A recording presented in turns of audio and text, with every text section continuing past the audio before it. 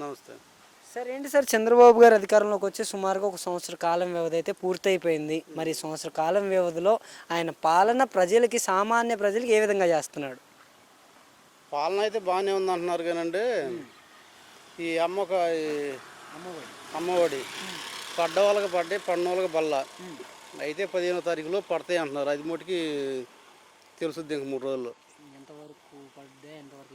కొంతమందికి ఒక ఇంట్లో ఇద్దరుకి పడ్డాయి, ఒక ఇంట్లో ముగ్గురికి ఎవరికి బల్ల, ఆయన తోటికి పల్ల.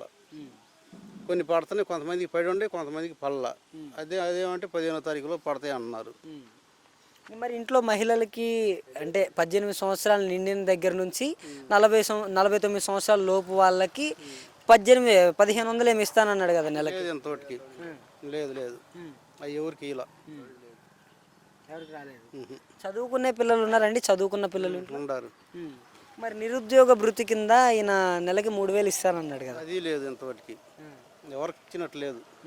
ఇవ్వాల ముసలాళ్ళ పింఛన్ అయితే కంపల్సరీగా ఇస్తున్నాడు, అందుతున్నాయి. కానీ నిరుద్యోగ భృతి కానీ పిల్లలకి ఇచ్చే 1500 కానీ ఏమీ లేవు. ఈ 3 గ్యాస్ సిలిండర్లు అన్నారు కదండి, ఈ 3 గ్యాస్ సిలిండర్ల పరిస్థితి ఏమైంది? ఒకటి ఇచ్చారు, ఆ ఒక్కదానికి డబ్బులు పడ్డాయి. అయితే మిగతాయి లేదు. అదేమంటే మన లోకేష్ చెప్పాడుగా, 3 నెలలకు ఒకసారి 4 నెలలకు ఒకసారి ఒకేసారి వేస్తాము డబ్బులు అని అన్నాడు. కానీ అవి ఎంతోటికి అందలా ఎవరికి. ఏంటంటారండి మరి ఇప్పుడు మహిళలకి ఉచిత బస్సు ప్రయాణం అన్నారు, బస్సు సంగతి ఏమైంది? అది ఆగస్టు 15 చెప్పాడుగా, క్లారిటీ ఇచ్చాడుగా. మరి జిల్లాల వారీగా అంటున్నారు, ఉపయోగం ఉందంటారండి? మీకు తెలిసినంత వరకు ఈ ఉచిత బస్సు వల్ల ఉపయోగం ఉందంటారా? ఉచిత బస్సు ఇచ్చినా గండి తెలిసేది ఎంత దూరం ఎత్తాడు అంటే జిల్లాల వారీగా అని చెప్పాడు కదా.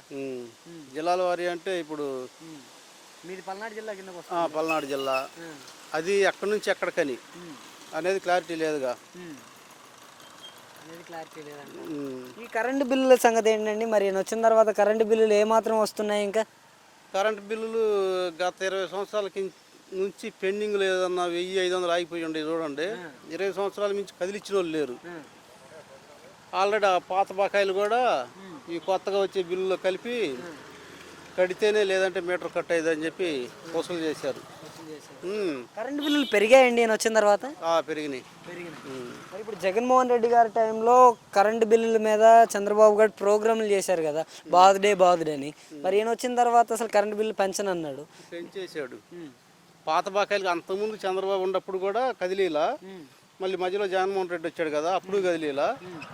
ఎయ్యి అన్నా కానీ ఇప్పుడు వసూలు చేస్తున్నాడు. పాత బకాయిలు కూడా బాదుడే అని ఇప్పుడు అంతా కూడా కంపల్సరీగా వసూలు చేస్తున్నాడు.